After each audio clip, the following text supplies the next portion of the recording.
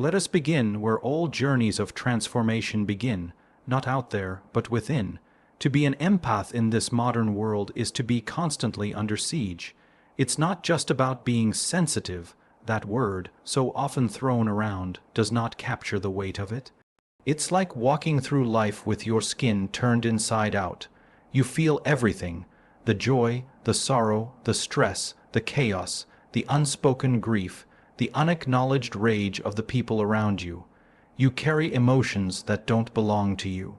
You sense truths that others are still hiding from themselves, and slowly, if you're not careful, your own truth begins to blur under the weight of it all. Carl Jung taught that we are not only individuals but also channels of the collective unconscious. As an empath, you are uniquely attuned to that deeper current. You hear what isn't spoken. You feel what others repress. You absorb what others project. Your nervous system becomes like a tuning fork, resonating with the emotions of those around you.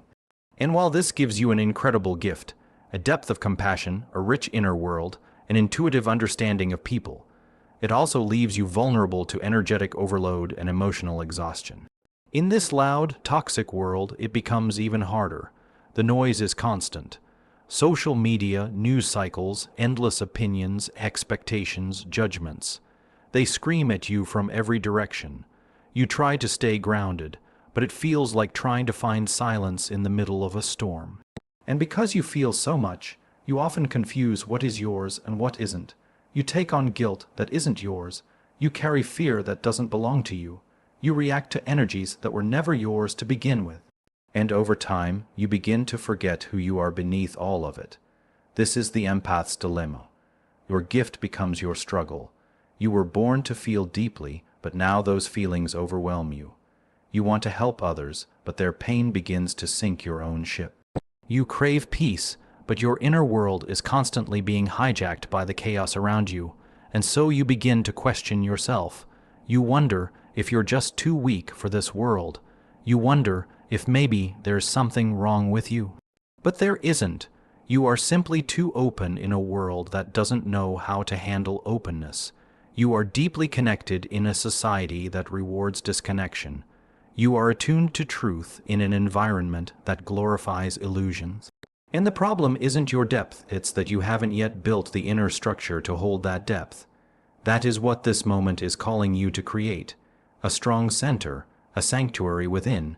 Because here's the truth: the world will never quiet down for you. The chaos will always be there. The noise will never ask for your permission, but you can learn how to move through it without letting it inside of you. You can learn how to live from your center, instead of constantly reacting from your edges. You can learn how to recognize when you're being pulled out of yourself and how to return. Gently, firmly, consistently. This journey isn't about becoming tougher. It's about becoming rooted, not in the outer world, but in the truth of who you are beneath the noise.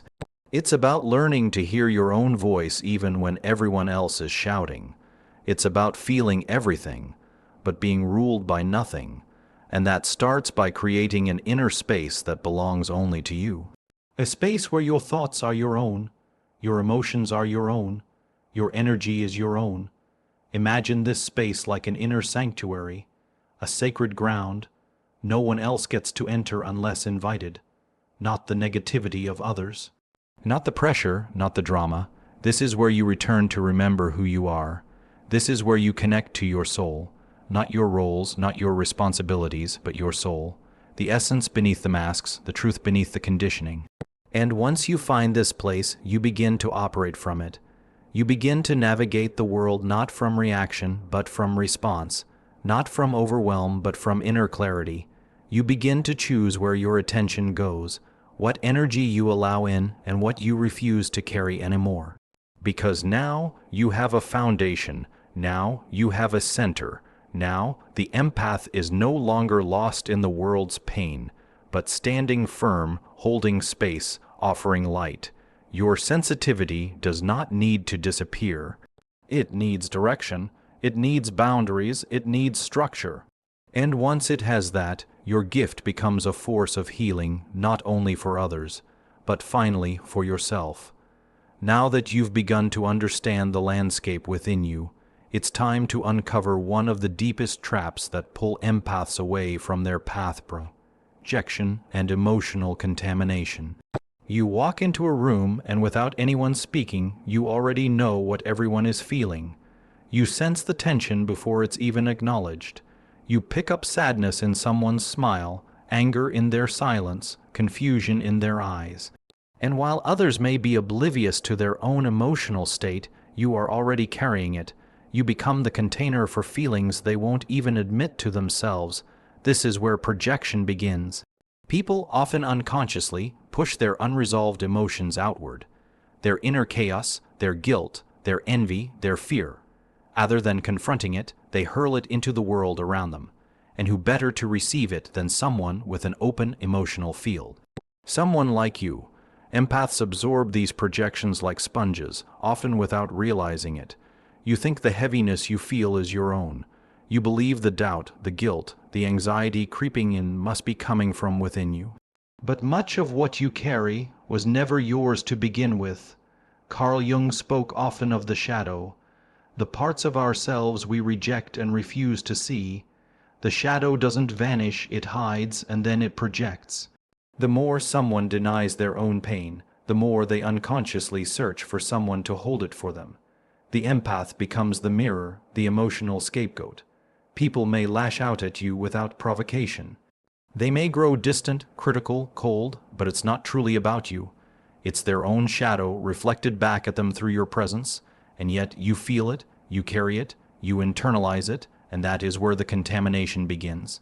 Emotional contamination is subtle. It doesn't scream, it creeps. It enters when you're trying to help someone who doesn't want to be helped. It seeps in when you stay silent to keep the peace. It grows when you try to fix pain that isn't yours. And little by little, your emotional clarity begins to blur. You find yourself feeling angry but can't trace why. You feel anxious, yet nothing in your life has changed.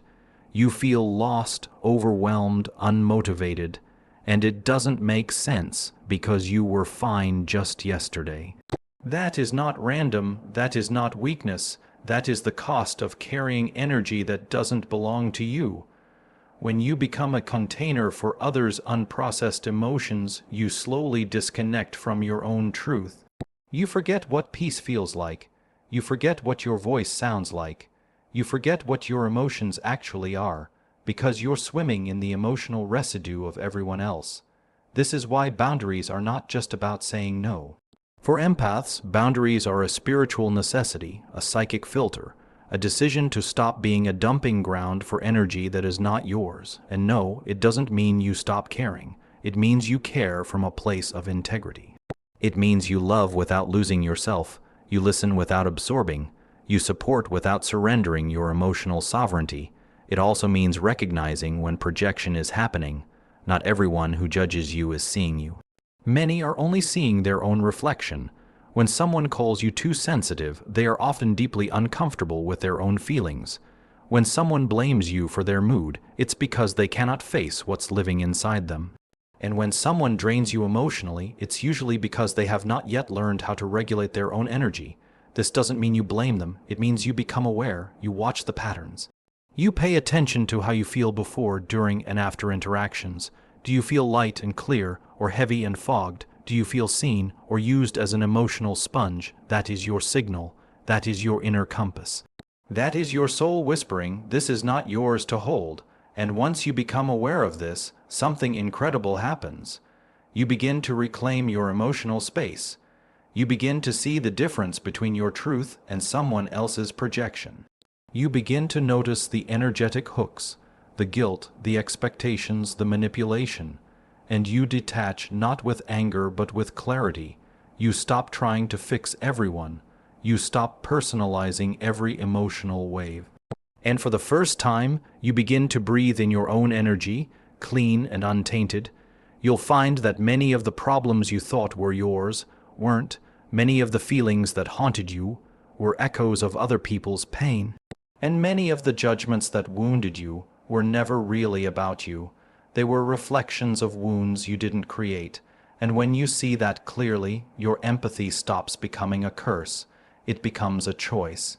A conscious gift you give with wisdom, not by default. There comes a time in every empath's journey when the outside world becomes too loud to ignore and too heavy to carry. It doesn't just feel like noise, it feels like invasion. The expectations, the energy, the endless emotional static begin to close in like fog, blurring your sense of self. And somewhere between the constant giving and the silent absorbing, you start to lose your center. You forget where you end and the world begins. You wake up tired. You go to sleep wired. You try to help, to be kind, to stay present, but inside, something is unraveling. Something is silently asking for space. For quiet, for time, that is the call to withdraw. But in this world, withdrawal is misunderstood. People call it avoidance, weakness, laziness, or even selfishness. You hear things like "you've changed," or "don't isolate yourself." The culture praises constant engagement, always being available, endlessly plugged in, always moving forward. But for the empath, this kind of non-stop exposure is like a spiritual sunburn. You get scorched by the noise, the needs, the emotional turbulence of others. And without time alone, without space to breathe, reflect, and rebuild, you don't just get overwhelmed. You begin to fragment. This is not about running away. This is about returning to yourself. Withdrawal, in its true form, is not escapism. It's integration. Carl Jung spoke often about the importance of solitude for psychological growth. He understood that the psyche needs time to digest, to reorganize, to recenter. And for the empath, this time isn't optional, it's sacred. It is the quiet space where your emotions sort themselves out. It is where your thoughts become clearer, and the noise of the world fades just enough for you to finally hear your own inner voice. When you withdraw, you don't disappear, you deepen. You aren't rejecting life. You are becoming more present to it by first becoming present with yourself. You step away from the external drama, not to abandon anyone, but to avoid being consumed by it. You remove yourself from the emotional turbulence of others, so you can understand what is truly alive inside of you. You disconnect from the static so you can realign with your source. This isn't isolation. It's energetic hygiene, and something powerful happens in this space. When you allow yourself to be alone without guilt, you begin to see clearly. You start to notice which thoughts are truly yours, which emotions have been lingering in your body long after the people who caused them have left. You realize how much you've been carrying without even noticing. You see the patterns, the way you overextend, the way you overfeel, the way you abandon your own needs in the name of empathy. And in that clarity, something inside you begins to shift. You stop being reactive and start being reflective. You stop absorbing and start releasing. You stop chasing connection that drains you and start creating connection that nourishes you. This is the power of conscious withdrawal. It becomes a space where your nervous system recalibrates, your soul stretches out, and your boundaries become visible again. You begin to feel the edges of your being. You begin to know your limits not as flaws, but as essential truths. This sacred pause gives you back your emotional sovereignty. The more time you spend here, not in hiding but in healing, the more whole you become. And wholeness isn't about perfection. It's about coherence. It's when your thoughts, emotions, and energy stop scattering in 100 directions and return to one place, your center. From this place, you don't just cope with the world. You navigate it with intention, you move with clarity, you speak with purpose, you give from a place of fullness instead of depletion. In this stillness, you begin to remember your own rhythm. The world has its pace, fast, frantic, demanding, but your soul has its own. And you were never meant to match the world's noise. You were meant to bring in something quieter, deeper, more grounded. But you can't offer that if you never step back to reclaim it. Empaths are not meant to be always available. You are not an open field for others to walk through. You are a sacred space, and sacred spaces must be protected, maintained, honored. It is in withdrawal that you gather your strength. not the kind of strength that looks powerful from the outside, but the kind that feels unshakable from within. You begin to realize that solitude isn't a break from life. It's where life speaks to you the most, not in shouts but in whispers, not through others but through your own stillness. You learn how to sit with yourself and listen, not to the opinions of the world, but to the wisdom that rises in silence. And the longer you sit, the more clearly you begin to hear what's truly meant for you. There is a profound truth waiting to be uncovered for every empath walking through this noisy, chaotic world, a truth that transforms the way you see yourself and your gift. Your sensitivity, often misunderstood as a weakness or burden, is in fact your greatest strength. But this strength is not given, it is forged. It is alchemy, the ancient art of turning base metals into gold, of transforming something ordinary into something extraordinary. And for you, it means turning your sensitivity, your emotional depth, your keen perception into focused power. Imagine for a moment that your sensitivity is not a curse but a compass. It points you toward the deepest parts of life that most people overlook. Where others see only surface, you see layers. Where others skim the waves, you dive into the depths. This ability to feel more, to understand more, to sense the unseen undercurrents of emotion and truth. It is rare. It is precious, and it can guide you if you learn how to use it well. But here lies the challenge. Sensitivity without boundaries becomes overwhelm. Depth without direction becomes drowning. To become the alchemist of your own experience means to learn how to channel your perception, how to focus your energy, and how to transform emotional overwhelm into clarity and action. It's about mastering the art of presence, where your feelings inform your decisions rather than control them. This transformation begins with awareness, knowing the difference between feeling deeply and being consumed. It means recognizing that not every emotional wave requires a response, not every pain is yours to heal, not every story is meant to be carried by you.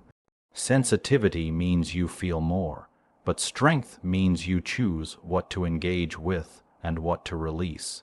This choice is the first step in turning sensitivity into strength. Next comes discipline, the quiet, often invisible work of holding your attention steady when everything around you clamors for distraction. The world is filled with noise that seeks to pull you away from your center. Drama, judgment, fear, anger. But your power grows when you learn to focus, when you decide where your energy flows. Like a flame held carefully in a lantern, your sensitivity can illuminate without being extinguished by the wind. In this space of disciplined focus, your sensitivity becomes a tool of insight. You begin to notice patterns that others miss. You understand the emotional currents beneath the surface of conflicts. You sense opportunities for healing where others see only division. Your empathy becomes a kind of emotional intelligence that guides your choices and shapes your path. But alchemy is not just about internal mastery. It is about action. It is about taking the raw material of your feelings and turning it into something tangible in the world. This might look like speaking your truth even when it is uncomfortable. It might mean setting boundaries firmly and lovingly. It might mean choosing to help others in ways that uplift rather than drain. It might mean creating art, writing, or work that channels your deep perceptions into expression and connection. This process also requires courage. Courage to stand apart when the world calls you too sensitive or too emotional. Courage to say no when you've learned that yes to everything is a yes to exhaustion. Courage to be authentic in a society that often rewards masks and surface-level interactions. Through this courage, your sensitivity gains armor, not to shut down your feelings, but to protect the sacred space where your strength grows. Remember, sensitivity and strength are not opposites, they are partners. Like the sun and the soil, like the ocean and the shore, your sensitivity is the fertile ground where your strength can take root and grow. When you learn to nurture this relationship, you no longer have to hide or suppress who you are. Instead, you become a beacon, a living example that deep feeling and powerful presence can coexist. The world desperately needs this kind of strength, a strength born not from hardness or aggression, but from deep understanding and heartfelt connection. Your ability to feel deeply gives you insight into the wounds and hopes of humanity. When that feeling is combined with focused action, you become a healer, a guide, a force of transformation. You become someone who doesn't just survive the loud, toxic world, but changes it by being fully, powerfully yourself. This alchemy is a lifelong practice. There will be moments of overwhelm and doubt, times when the noise seems too loud and your light flickers. But each time you return to your center, each time you choose to focus instead of scatter, you deepen your mastery. You strengthen your compass. You build resilience that is as subtle as it is unbreakable. As we come to the close of this journey together, remember this. Being an empath in a loud, toxic world is not a curse. It is a profound calling.